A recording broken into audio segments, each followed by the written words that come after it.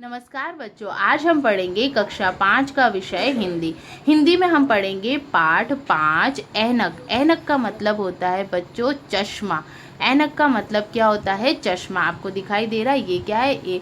इन्होंने चश्मे पहन रहे। तो ऐनक का मतलब आपको समझ में आया क्या है? चश्मा।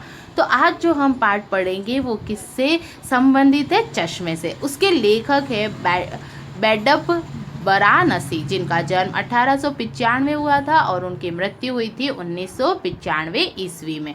आया समझ में? अब देखो, 20वीं सदी का गहना। अभी कौन सी 21वीं सदी चल रही है, तो ये कौन सी सदी की बात कर रहे हैं? 20वीं सदी की। 20वीं सदी का गहना, पढ़े लिखे का खुला सर्टिफिकेट, शिक्षा प्राप्त स्त्रियों का अंगवारू श्रृंगार, कम पढ़े लिखों के रोप का साधन। अब ये क्या बोल रहे हैं? 20वीं सदी का गहना है। जैसे स्त्रियाँ गहना पहनती वैसे चश्मा गहना था। पढ़े लिखों का खुला सर्टिफिकेट, जैसे जो चश्मे पहनते थे तो ऐसा लगता था कि ये पढ़े लिखों का क्या है? खुला सर्टिफिकेट है। शिक्षा प्राप्त स्त्रियों का अंगवारू श्रृंगार, जो शिक्षा प्राप्त स्त्रियां है उसका दिखाने का मतलब श्रृंगार का साधन। कम पढ़े लिखों के रोप का साधन, और जो कम पढ़े लिखे वो अपना रोप बताए उसका साधन। रईसों के आवश्यक रोग की दवा, जो रईस है उनके आवश्यक रोग की दवा, और दुकानदारों के सेंट परसेंट मुनाफे की सामग्री। ऐनक का प्रयोग भारत में बड़ी तेजी से फैल रहा है और दुकानों को 100% क्या होता है? इसका मुनाफा होता है। किससे? चश्मे के प्रयोग से। और इस चश्मे का प्रयोग भारत में बहुत तेजी से फैल रहा है। गणना और तालिका के इस युग में संभवतः लोग मेरी बात का विश्वास ना करें। बोले अभी क्या है? टेक्नोलॉजी चल रही है, तो क्या पता विज्ञान के युग में लोग मेरी इस बात का विश्वास ना करें, पर यदि सरकार की ओर से इसकी सेंसस मतलब गणना की जाए तो किसी भले आदमी का घर शहर में ऐसा ना मिलेगा। अब वो क्या बोल रहे कि यदि सरकार इसकी गणना करे, जैसे लोगों की गणना करते, यदि ऐसी गणना करेंगे तो किसी भले आदमी का घर शहर में ऐसा ना मिलेगा जिसमें एक ना एक व्यक्ति ऐनक अर्थात चश्मे का प्रयोग ना करता हो। तो वो क्या बोल रहे हैं कि यहाँ पर आया समझ में? तो यहाँ क्या कह रहे हैं कि यदि जनगणना करते कि किसके घर पे कितने लोग क्या, तो यदि ऐसी गणना किसकी की जाए? चश्मे की जाए, तो ऐसा कोई घर नहीं मिलेगा जहाँ चश्मा नहीं है, अर्थात चश्मे का प्रयोग ना करते हो। अर्थात क्या हो? चश्मे का प्रयोग ना करते हो। हाँ, गाँवों में इसका प्रसार नहीं हुआ है। हाँ, अभी जैसे अभी 21वीं सदी में तो गाँव के लोग पहनते, लेकिन अभी हम कौन सी सदी की बात कर रहे हैं इस पाठ में? 20वीं सदी की बात कर रहे हैं। तो बोले गांव में अभी इसका प्रसार मतलब फैला नहीं है। मगर गांव तो उन्नति के मार्ग में अभी बहुत पीछे। क्यों? क्योंकि गांव में अभी इतनी उन्नति नहीं हो रही है। व्यक्तित्व बड़प्पन के 3 साधन है। अब ये क्या बोल रहे हैं? व्यक्तित्व मतलब अपना व्यक्ति जो अपना स्वभाव है उसको व्यक्तित्व कहता है। उसको बड़प्पन मतलब बड़ा बताने के 3 साधन बताए। कौन से? कलाई घड़ी। बच्चों पहले कलाई घड़ी आपको पता है जिसको है हाथ की घड़ी कहते हैं, अभी तो स्मार्ट वॉच और तरह तरह की आएगी। Fountain pen. बच्चों फाउंटेन पेन शाही का आता है, उसके अंदर एकदम पतली आगे ऐसी नोक होती है, तो फाउंटेन पेन। आंखों पर ऐनक, आंखों पर चश्मा, ये 3 चीज जिसके पास हो वो बड़ा कहलाता था।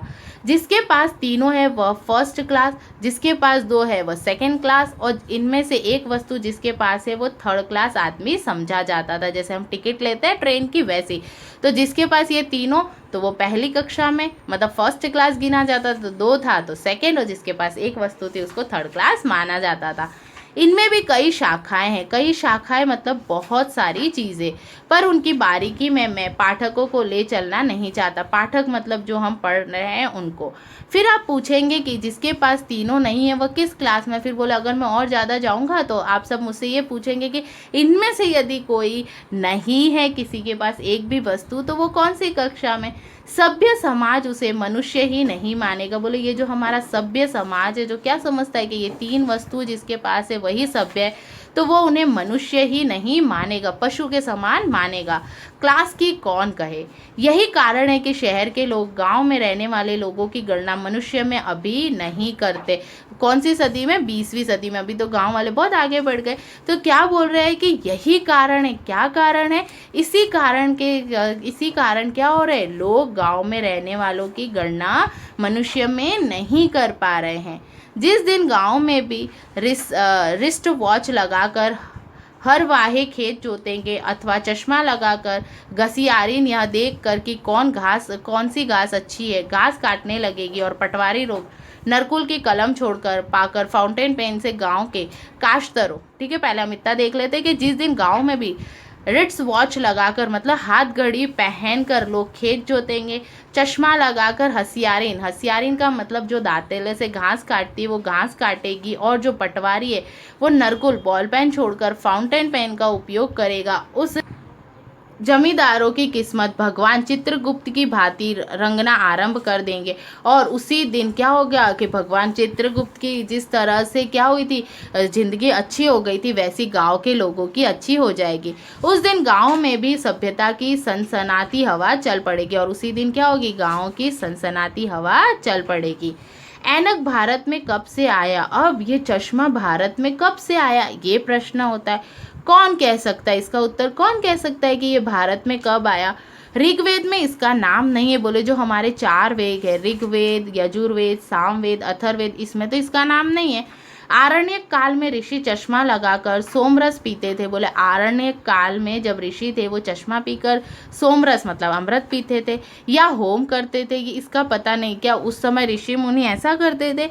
न स्वामी दयानंद ने इस विषय में कुछ बताने की दया की, ना सायणाचार्य ने इसकी और कोई संकेत किया। जो हमारे पुराने लेखक या जो स्वामी थे उन्होंने तो इसकी और संकेत नहीं किया।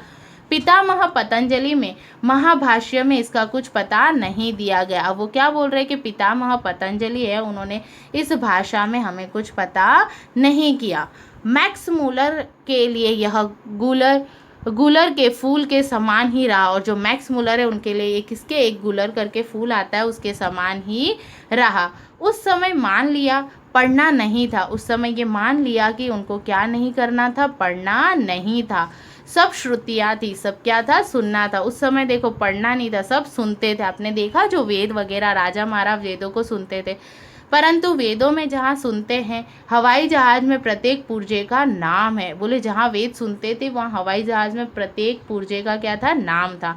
और संसार के सारे विज्ञान का भंडार पड़ा है, वहाँ इसका जिक्र नहीं हुआ। बोले संसार में सारे विज्ञान का है ना, टेक्नोलॉजी का भंडार है, लेकिन इस चश्मे का, ये जो इन्होंने भी पहना है देखो इन्होंने, बोले इस चश्मे का कहीं भी क्या है, जिक्र नहीं है, कहा नहीं गया। ये मैं मान नहीं सकता। शायद इस और किसी का ध्यान ही नहीं गया। शायद क्या हुआ, इस और क्या है, किसी का ध्यान नहीं गया। हिंदी साहित्य में तुलसीदास ने ऐनक नहीं इस्तेमाल किया। अब हिंदी साहित्य में तुलसीदास ने लिखा, तुलसीदास हमारे एक प्रसिद्ध क्या थे, कवि थे। अभिप्राय यह है कि इस शब्द का उपयोग नहीं किया गया। किसका, ऐनक का। हाँ, हिंदी के विख्यात कवि बिहारी लाल ने, जिसे मिश्र बंधुओं ने काया की उपाधि से विभूषित किया था, इस शब्द का प्रयोग इस एक दोहे में किया है। तो बिहारी लाल ने सबसे पहले इसका क्या किया है, एक दोहे के अंदर ऐनक शब्द का उपयोग किया। चश्मा दिए लोभ चश्मा चखन लघु पुनि बड़े दिखाए। बोले है ना, लोभ से जो चश्मा लेते हैं वो क्या है, छोटे लोगों को भी क्या दिखा देते हैं बच्चों, बड़ा दिखाते हैं।